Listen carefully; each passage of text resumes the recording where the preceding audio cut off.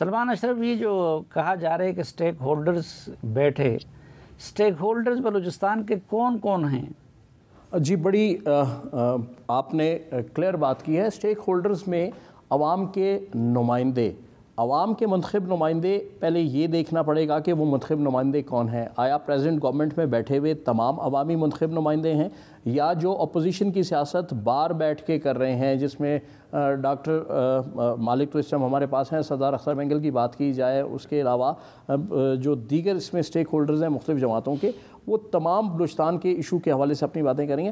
تو اس میں میرے حساب سے سٹیک ہولڈرز کے حوالے سے جتنی قوم پرست جماعتیں، جتنی بڑی دیگر جماعتیں ہیں ملک گیر سطح کی، اور جو یہاں پہ صوبے میں مختلف سوشل ایکٹیوسٹ ہمیں نظر آ رہے ہیں جن کی لاجک فل بات ہے، ان سب کو ایک پیج پہ صوبائی سطح پہ انگیج کرنا چاہیے.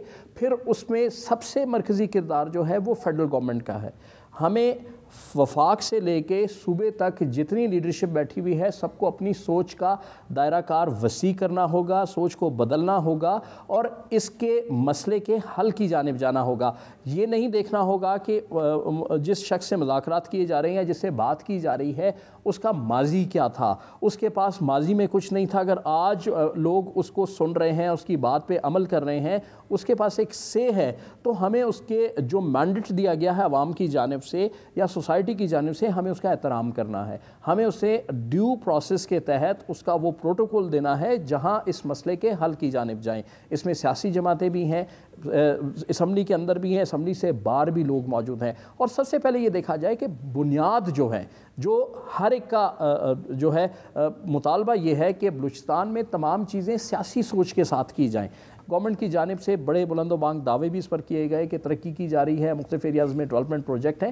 وہاں پر بھی صورتحال یہ ہے کہ ان ڈیولپمنٹ پروجیکٹ سے بھی عوام مستفید نہیں ہو رہے. تو اس کے پیچھے بیسک کاز ڈھونڈنا ہوگا، سوچ کو بدلنا ہوگا. بیسک جو ہے وہ وفاق سے لے کے صوبے تک، ہم صرف وفاق کی بات نہ کریں، صوبے میں بیٹھی ہوئی قیادت کو بھی اپنی سوچ بدلنا ہوگی. انہیں بھی دیکھنا ہوگا کہ منیمم جو پوائنٹس ہیں اس صوبے کی بہتری کے لیے، یہاں بسنے والے عوام کی بہتری کے لیے جو پوائنٹس ہیں ان کو دیکھ کر ان کو حل کیا جائے in the framework of constitution of Pakistan. اس کے علاوہ اگر کوئی اس سے بیونڈ بھی بات کر رہا ہے تو اس کو بھی اس دھارے میں لانے کی، جس طرح بات کی جاتی ہے نا کہ قومی دھارے میں فلانے کو لے آیا گیا، تو ان سب کو بھی اس قومی دھارے میں لانے کے لیے ان سے ڈائلاگ کیا جائے. ڈائلاگ کا الٹیمیٹ کہیں نہ کہیں کوئی نہ کوئی اینڈ نکلتا ہے. ساری دنیا کی مثال اٹھا کے دیکھیں کہ تمام جنگوں کا الٹیمیٹ حل جو ہے وہ ٹیبل ٹاک ہے. جب تک آپ لوگوں کو انگیج نہیں کریں گے، جنرل ماس کو یہ نظر نہیں آئے گا کہ یہ ترقی، یہ ڈیولپمنٹ، یہ سارا پیسہ جو مختلف ترقیاتی پروگرامز میں لگ رہا ہے اس کے لیے ہے، تب تک وہ اس سسٹم پر کسی صورت پہ یقین نہیں کرے گا. اس کو یقین دہانی کرانے کے لیے گورنمنٹ کو فرنٹ فٹ پہ آنا ہوگا اور کئی گنا زیادہ اس کا حق دینا ہوگا. اسے جو ڈیو ہے اس سے کئی گنا زیادہ دینا ہوگا، اور اس کے لیے سب کو کردار ادا کرنا ہے. اس کے لیے صرف فیڈرل کو نہیں کہنا، اس میں تمام جو صوبے میں بیٹھی قیادت ہے، جو سیکیورٹی ادارے یہاں پہ ہیں، جو آپ کا انٹیلیجنسیا ہے، ان سب کو، سوسائٹی کے تمام جتنے بھی اس میں ادارے ہیں، اس میں وکلا ہو، ہیومن رائٹس کمیشن ہو، اس میں میڈیا ہو، سیاسی جماعتیں ہوں، علماء کرام ہوں، سب کو، کیونکہ اس صوبے کی بہتری کے لیے، یہاں کے عوام کی بہتری کے لیے ہم نے کردار ادا کرنا ہے، تو سب کو اپنے اپنے طور پہ اس میں کردار ادا کرنا ہوگا. اور جو ایلیمنٹس ایسے ہیں جنہیں لگتا ہے کہ صورتحال جو ہے وہ منصفانہ نہیں ہے، ان سے ڈائلاگ کیا جائے. اس کے ساتھ ساتھ دوسری کنڈیشن یہ ہے کہ بعض جگہ کئی ایسے واقعات رونما ہو جاتے ہیں کہ جہاں بات ڈائلاگ سے آگے نکل جاتی ہے. گورنمنٹ سٹیک ہولڈرز کو سٹک اینڈ کیرٹ پالیسی کے تحت چلنا چاہیے. جہاں ضرورت پڑے تمام، آپ کے پاس ایک اسمبلی ہے، سیاسی جماعتیں ہیں، ان کی مشاورت کے ساتھ آپ وہاں پہ سٹک بھی استعمال کر سکتے ہیں، لیکن کوشش کریں کہ اس کا استعمال کم سے کم ہو اور ڈائلاگ سے مسئلہ حل ہو جائے. جی اچھا سید علی شاہ صاحب، وزیر اعلیٰ اکثر یہ بات کرتے رہتے ہیں کہ وہ تو پاکستان کو خدا نخواستہ توڑنا چاہتے ہیں، تو کہتے ہیں وہ مذاکرات کے لیے بھی تیار نہیں ہے. تو وہ کہتے ہیں کہ میں مذاکرات کروں تو کس سے کروں؟ ان کے اس دلیل میں کتنا وزن ہے؟ کیا وہ ملیٹنٹ کی سائڈ بالکل مذاکرات کے لیے تیار نہیں ہے؟ دیکھیں، اس پہ بات کی جا سکتی ہے. آپ گزشتہ 2-3 دن سے سابق وزیر اعلیٰ بلوچستان ڈاکٹر عبدالمالک بلوچ کے جو انٹرویوز ہے وہ آپ کی نظر سے گزرے ہوں گے، لوگوں نے تو دیکھ لیے. جو لوگ کہہ رہے تھے بالکل آزادی سے کسی چیز پر کم پر بات نہیں کر رہے تھے، डॉक्टर मालिक बलोच का दावा है कि उसमें ब्रेक थ्रू हुआ था। अब ज़ाहिर है इंसर्जेंसी की सबसे बड़ी मिसाल हमारे पड़ोस अफगानिस्तान में है। अमेरिकन ने और 43 कंट्रीज नेटो के वो यहाँ पर आए, कितना फायर पावर उन्होंने इस्तेमाल किया, लेकिन at the end of the day अब कहने का मकसद ये है कि आप ज़ाहिर बुख्ती साहब का अपना एक पॉइंट ऑफ व्यू है, वो कह सकते हैं, लेकिन ग्राउंड पे जहां तक मैं देख रहा हूँ गुज़श्ता 2 दहाइयों से, यानी यहाँ पर जब पाकिस्तान पीपल्स पार्टी की गवर्नमेंट 2008 में नवाब असलम रेहसानी की क़ियादत में यहाँ पर बन गई, तो उस वक्त आपको याद है कि बाज मिलिटेंट ग्रुप्स ने, बल्कि शायद अक्सर थे या 1-2 उसमें माइनस थे, उन सब ने एक तरफा जंगबंदी का ऐलान किया। 4 या 6 महीने तक ये एक तरफा जंगबंदी थी, अगर आपको याद है, देखने वालों को भी याद होगा। उसमें वो एक्सपेक्ट कर रहे थे कि जी जो कॉन्फिडेंस बिल्डिंग मेजर्स है, लापता अफराद की रिकवरी, साथ ही उनके कुछ और जो डिमांड्स थे वो अगर उठाते तो उसके बाद फिर ये हो सकता था कि बातचीत का एक सिलसिला हो सकता था, लेकिन उस वक्त नहीं हुआ।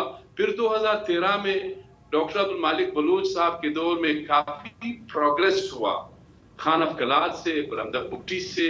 अब जाहिर है खान अफकलात ठीक है, उनके पास इतने बंदूक नहीं होंगे, लेकिन ये है कि वो एक सिंबल तो है, उसका बड़ा इम्पैक्ट होता है।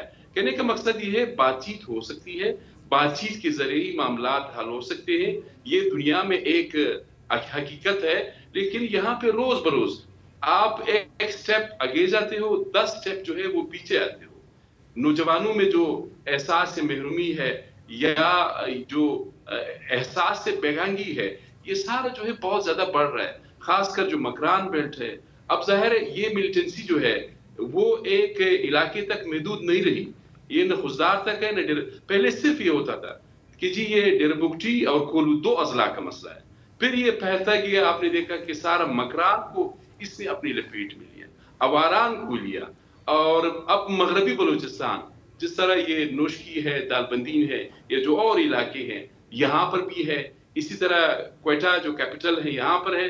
अब तो आपने देखा कि 25 और 26 अगस्त की दरमियानी शब बैक वक्त 10 अजला में हमले हुए, 1 दर्जन से ज्यादा हमले हुए, तो यकीनन ये तो बहुत बड़ा गवर्नमेंट के लिए, प्रोविंशियल गवर्नमेंट के लिए, लॉ एनफोर्समेंट एजेंसीज के लिए ये किसी चैलेंज से तो कम नहीं था।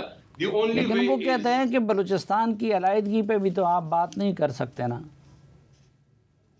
नहीं, no doubt with in the parameters of constitution उस पे बात कर सकते। यही लोग यहाँ पे थे, ये जाहिर है कोई 20 साल से मामलात जो है वो ज्यादा खराब हो गए।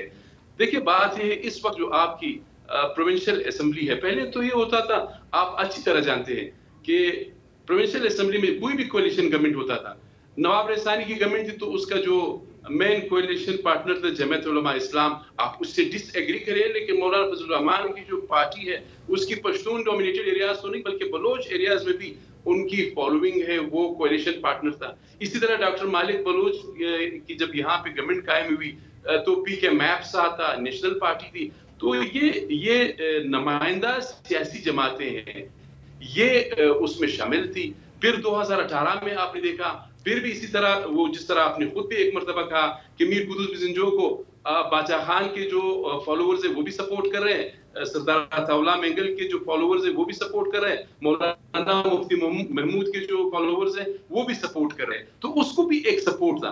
बैक टू 2024 8 फरवरी, इसके बाद इस वक्त आप क्या देख रहे हैं, ये जितनी भी मेन स्ट्रीम नेशनलिस्ट, चाहे बलोच है, पश्तून है या मजहबी जमातें हैं, ये सारी आउट है।